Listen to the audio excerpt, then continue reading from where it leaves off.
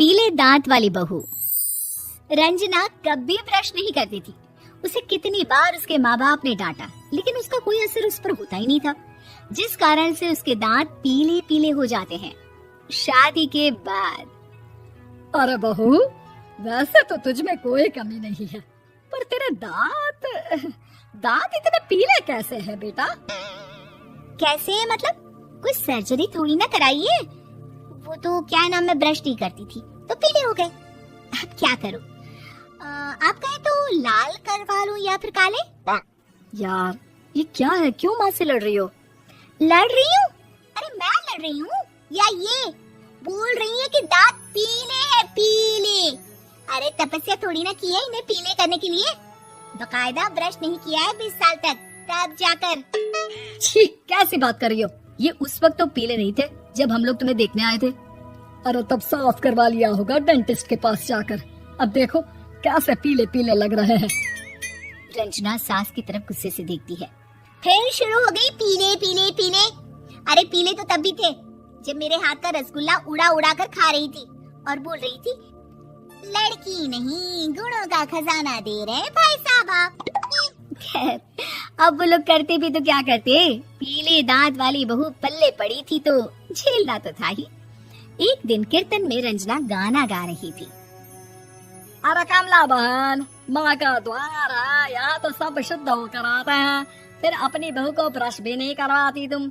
दूर से पीले पीले दांत भक्ति में बाधा उत्पन्न कर रहे हैं। अरे कोई 2 साल के बच्चे थोड़ी ना लेकर आई हूँ मैं बहू बनाकर। अच्छी खासी लड़की है, अरे कैसे करवाऊं ब्रश? ये तो उसे खुद करना चाहिए ना। अब माँ बाप तो इसके जैसे तैसे निपटा दिए, ये नहीं सोचा कि सास कैसे संभालेगी। सास बहू को लेकर घर आ जाती है, लेकिन सोच लेती है कि अब इसे लेकर कहीं नहीं जाएगी। अगले रोज बहू कहती है, अरे क्या हो गया, मंदिर नहीं जाना क्या?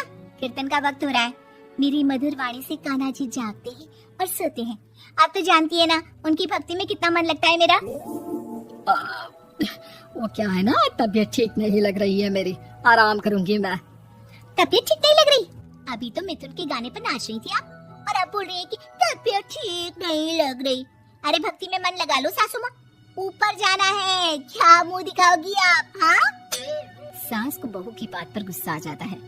मैं क्या मुंह दिखाऊंगी, इसकी चिंता तो ना कर, समझी? अपने मुंह की चिंता कर, जो ये पीले पीले दांत लेकर हर जगह पहुंच जाती है। पता है लोग कितना मजाक बनाते हैं। ना जी ना, मैं नहीं जाना कहीं तेरे साथ। तो ये बात है, कोई ना, मत जाओ, मैं अपने कमरे में ही बैठकर भक्ति कर लूंगी। ऊपर वाला दांत थोड़ी ना देखता है, मन देखता है, भावना देखता है। और अरे बस बस, तू सब कुछ दिखा, बस ये सफेद चमकदार दांत ना दिखाना किसी को, है? जा यहाँ से। बहू को सास की बात का कोई फर्क नहीं पड़ता, वो तो जैसी थी वैसी ही रह जाती है। सुबह नहाकर किचन में खाना बनाना, फिर खाना खाना, कीर्तन भजन करना और सो जाना। एक दिन, माँ जी मैं सहेली के घर जा रही हूँ, शाम को लेट आऊंगी। हाँ हाँ तो जाना, मैंने कौन सा तेरी आरती करनी है घर पर बैठकर। रंजना सहेली के घर जाती है, जहाँ वो पार्टी में जाने की तैयारी कर रही होती है। अरे शिखा, कहाँ जाने की तैयारी कर रही है? मैं गलत वक्त पर आ गई क्या? अरे नहीं यार, उल्टा सही वक्त पर आई है। मैंने ये साड़ी और ज्वेलरी निकाली है यार, शाम को इनके ऑफिस की एक पार्टी में जाना है। बताना कैसा लग रहा है ये सब? नहीं यार, इस ड्रेस के साथ तो वो वाली ज्वेलरी अच्छी लगेगी। हाँ हाँ सही बोल रही है, मैंने ध्यान ही नहीं दिया। वैसे तो हमेशा से मस्त फैशन सेंस रखती है।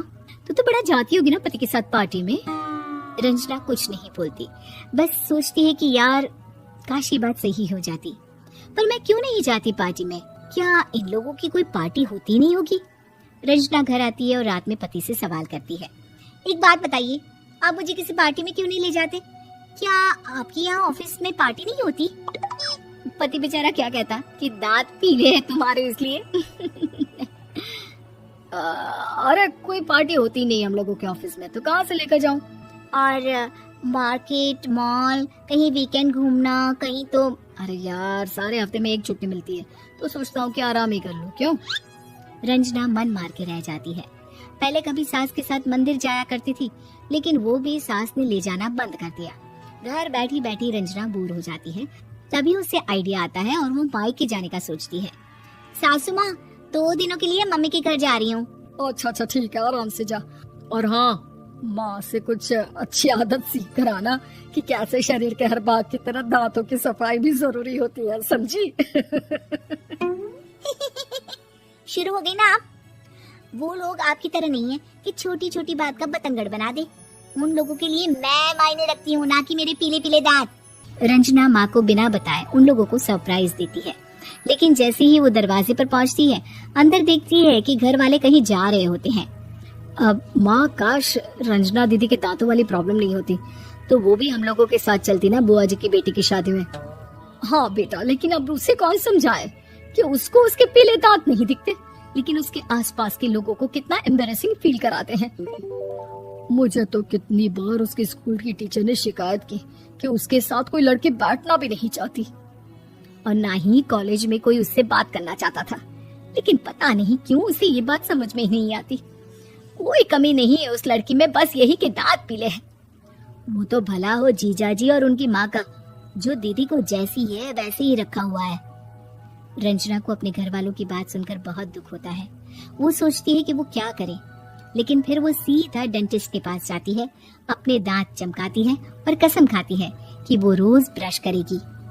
अरे क्या हो गया, तुम तो 2 दिनों के लिए गई थी ना, पर कोई ना, अच्छा है चलो आ गई तो।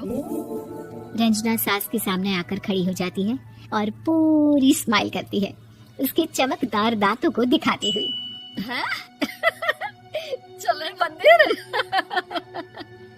माँ, मुझे माफ कर दीजिए, मैंने आप लोगों को बहुत एम्बैरेसिंग फील करवाया। मैं आज से रोज ब्रश करूंगी।